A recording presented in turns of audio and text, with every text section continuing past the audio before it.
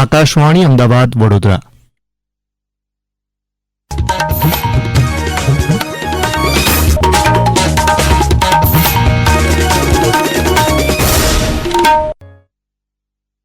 પ્રાદેશિક સમાચાર પ્રવેશ અડિયેચા વાંચે છે. મુખ્ય સમાચાર. પ્રધાનમંત્રી નરેન્દ્ર મોદીએ કહ્યું કે ઓપરેશન સિંદૂરને હાલ પૂરતું મુલતવી રાખવામાં આવ્યું. રાજ્યના યુવાનોને ભવિષ્ય માટે તૈયાર બનાવવા અમદાવાદમાં આઈ ફેક્ટરી લેબ શરૂ કરવામાં આવી. ભાવનગર અને મોરબીમાં 2 અલગ અલગ માર્ગ અકસ્માતમાં 6 લોકોના મોત. દક્ષિણ ગુજરાત અને સૌરાષ્ટ્રના કેટલાક જિલ્લાઓમાં છૂટાછવાયા સ્થળ પર આજે હળવાથી મધ્યમ વરસાદની આગાહી. અને જૂનાગઢના ખેલાડી જેન્સી કાનાબાર જૂન મહિનામાં શરૂ થનારી વિમ્બલ્ડન ટેનિસ ટુર્નામેન્ટમાં ભારતનું પ્રતિનિધિત્વ કરશે. સમાચાર વિગતવાર. પ્રધાનમંત્રી નરેન્દ્ર મોદીએ કહ્યું કે ઓપરેશન સિંદૂરને હાલ પૂરતું મુલતવી રાખવામાં આવ્યું છે. વિડીયો કોન્ફરન્સના માધ્યમથી ગઈકાલે દેશને સંબોધતા શ્રી મોદીએ કહ્યું કે ઓપરેશન સિંદૂર શરૂ થયા પછી પહેલા 3 દિવસોમાં જ પાકિસ્તાનમાં તેમની આશા કરતાં વધુ નુકસાન થયું છે. ભારતની આ આક્રમક કાર્યવાહી પછી પાકિસ્તાન તણાવ ઓછો કરવાના માર્ગ શોધવામાં લાગ્યું છે અને તણાવથી રાહત મેળવવા માટે વિશ્વભરમાંથી મદદ માંગી રહ્યું છે. પ્રધાનમંત્રીએ કહ્યું કે ઓપરેશન સિંદૂરે આતંક સામેની લડાઈમાં એક નવું ધોરણ અને નવી પદ્ધતિ સ્થાપિત કરી છે. શ્રી મોદીએ પોતાના સંબોધનમાં ભારતના 3 મુખ્ય સુરક્ષા સ્તંભનો પણ ઉલ્લેખ કર્યો. पहला, भारत पर आतंकी हमला हुआ तो मुंह तोड़ जवाब दिया जाएगा. हम अपने तरीके से अपनी शर्तों पर जवाब देकर रहेंगे. हर उस जगह जाकर कठोर कार्रवाई करेंगे जहां से आतंक की जड़ें निकलती हैं.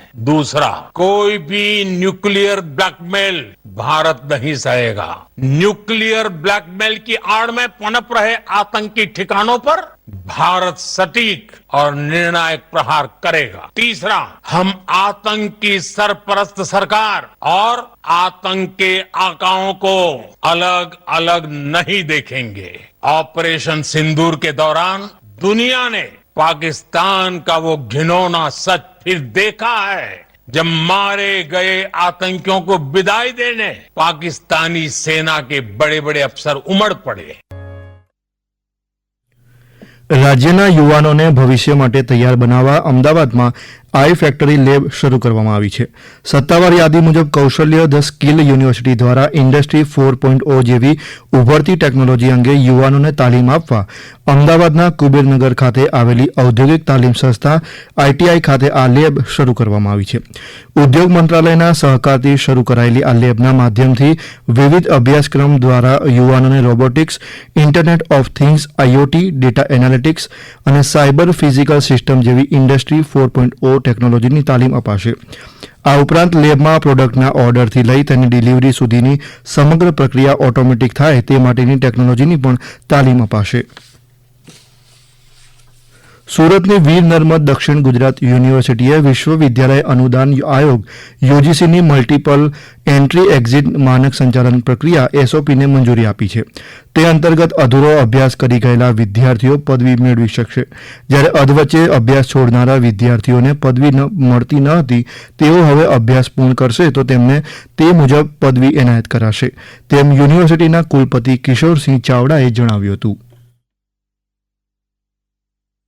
માન્ય પ્રધાનમંત્રી શ્રી નરેન્દ્રભાઈ મોદી સાહેબનું સ્વપ્ન એટલે કે રાષ્ટ્રીય શિક્ષણ નીતિ 2020. યુજીસી દ્વારા હાલનું નોટિફિકેશન પ્રમાણે એક વિદ્યાર્થી 1 વર્ષ પૂર્ણ કરે અને અભ્યાસ છોડી જાય તો તેને સર્ટિફિકેટ આપવામાં આવશે.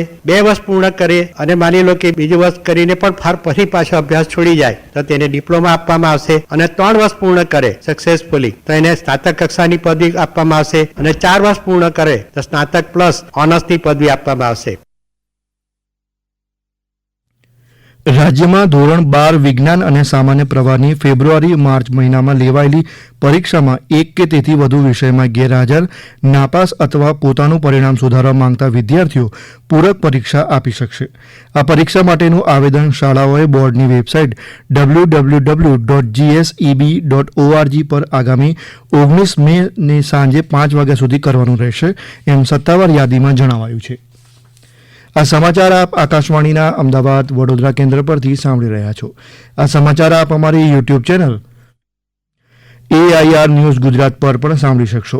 વધુ સમાચાર માટે અમારી વેબસાઇટ news.air.gov.in/gujarati અને અમારા એક્સ હેન્ડલ AIR_news_ABAD ને ફોલો કરશો.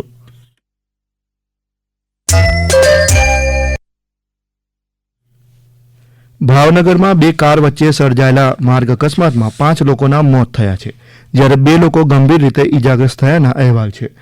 અમારા પ્રતિનિધિ સુરેશ ત્રિવેદી જણાવે છે કે ભાવનગર અમદાવાદ એક્સપ્રેસ હાઈવે પર ગઈકાલે હેબતપુર અને શાંઢીડા ગામ વચ્ચે બે કાર વચ્ચે અકસ્માત થયો હતો, જેમાં અમદાવાદમાં રહેતા એક જ પરિવારના 4 સભ્ય અને ભાવનગરના પાલીતાણાના એક મહિલાનું મોત નીપજ્યું છે, જ્યારે ગંભીર રીતે ઈજાગ્રસ્ત થયેલા 2 લોકોની હાલ સરટી હોસ્પિટલ ખાતે સારવાર ચાલી રહી છે.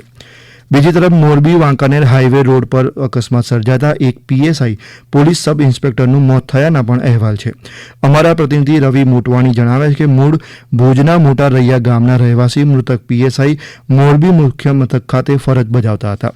તેમના સ્કૂટરની ભારે વાહન સાથે ટક્કર થતાં તેમનું મોત નીપજ્યું હતું. AAI એટલે કે ભારતીય વિમાન મથક સત્તામંડળે જણાવ્યું, જામનગર, ભુજ, કંડલા, કેશોદ, નલિયા, પોરબંદર, રાજકોટ, હીરાસર સહિત દેશના 32 વિમાન મથક પર તાત્કાલિક અસરથી નાગરિક વિમાન સંચાલન કરી શકાશે. અગાઉ આ તમામ વિમાન મથક પર 15 મે સુધી નાગરિક વિમાન સંચાલન બંધ રાખવામાં આવ્યું હતું. પ્રવાસીઓ પોતાની ફ્લાઇટ માટેનું સમયપત્રક એરલાઇન્સની વેબસાઇટ પર જોઈ શકશે. દક્ષિણ ગુજરાતના નર્મદા, ભરૂચ, સુરત, ડાંગ સહિતના જિલ્લાઓમાં તેમજ સૌરાષ્ટ્રના અમરેલી, ભાવનગર, ગીર સોમનાથ અને દીવમાં છૂટાછવાયા સ્થળ પર આજે હળવાથી મધ્યમ વરસાદની આગાહી છે. દરમિયાન આગામી 3 દિવસ રાજ્યના વિવિધ ભાગમાં વરસાદ રહી શકે છે. તેમજ આગામી 5 દિવસમાં તાપમાનમાં 3 થી 5 ડિગ્રી સેલ્સિયસનો વધારો થઈ શકે છે, તેમ હવામાન ખાતાના વૈજ્ઞાનિક રામાસર યાદવે જણાવ્યું. रिलेटिवली गुजरात रीजन और सौराष्ट्र कच्छ में आइसोलेटेड प्लेसेस पे लाइट टू मॉडरेट रेन साथ में थंडरस्टॉर्म की वार्निंग है और टेम्परेचर में 3 से 5 डिग्री की बढ़ोतरी का पूर्वानुमान आने वाले 7 दिनों के लिए है. तो अभी डिस्कम्फर्ट की वार्निंग नहीं है आने वाले 5 दिनों के लिए. और मैक्सिमम टेम्परेचर जो अभी बना हुआ है वो कच्छ रीजन में 40 डिग्री सेल्सियस के आसपास बना हुआ है. રાજ્યમાં ગઈકાલે કેટલાક જિલ્લામાં હળવાથી મધ્યમ વરસાદ વરસ્યો હતો. સત્તાવાર યાદી મુજબ ગઈકાલે સવારે 6 વાગ્યાથી રાત્રે 8 વાગ્યા સુધીમાં 17 તાલુકામાં વરસાદ નોંધાયો. દરમિયાન સૌથી વધુ 1.5 ઇંચથી વધુ વરસાદ તાપીના કુકરમુંડા અને અમરેલીના સાવરકુંડલા તાલુકામાં વરસ્યો, જ્યારે મોરબીના વાંકાનેર અને રાજકોટના જામકંડોરણા તાલુકામાં 1 ઇંચ જેટલો વરસાદ નોંધાયો. જામનગરના જામજોધપુર, જૂનાગઢના મેંદરડા, અમરેલીના ધારી સહિતના તાલુકાઓમાં અડધા ઇંચથી ઓછો વરસાદ નોંધાયાના અહેવાલ છે. બનાસકાંઠા જિલ્લામાં શક્તિપીઠ અંબાજી ખાતે એક દિવસના વિરામ બાદ ગઈકાલે વરસાદ વરસ્યો. તેના કારણે લોકોએ ગરમીમાંથી રાહત મેળવી હતી. જૂનાગઢના ખેલાડી જેન્સી કાનાબાર આગામી જૂન મહિનામાં લંડન ખાતે શરૂ થનારી વિમ્બલ્ડન ટેનિસ ટુર્નામેન્ટમાં ભારતનું પ્રતિનિધિત્વ કરશે. જૂનાગઢના અમારા પ્રતિનિધિ સંજીવ મહેતા જણાવે છે કે 13 વર્ષના ખેલાડી જેન્સી કાનાબાર 4 વર્ષના હતા ત્યારથી ટેનિસ પ્રત્યે આકર્ષણના કારણે તેમના પિતાએ તેમને તાલીમ આપી. આ ખેલાડી જૂનાગઢ જીમખાના સિવાય 2 સિન્થેટિક કોર્ટમાં 7 કલાક સુધી ટેનિસનો અભ્યાસ કરે છે. અગાઉ જેન્સી અંડર 14માં કંબોડિયા અને મલેશિયા ટુર્નામેન્ટમાં વિજેતા બની વિમ્બલ્ડન ચેમ્પિયનશિપ માટેના દાવેદાર બન્યા હતા. હવે આગામી જૂન મહિનામાં શરૂ થનારી વિમ્બલ્ડન ગ્રાન્ડ ટુર્નામેન્ટમાં જુનિયર વિભાગમાં જેન્સી કાનાબાર ભારતનું પ્રતિનિધિત્વ કરશે.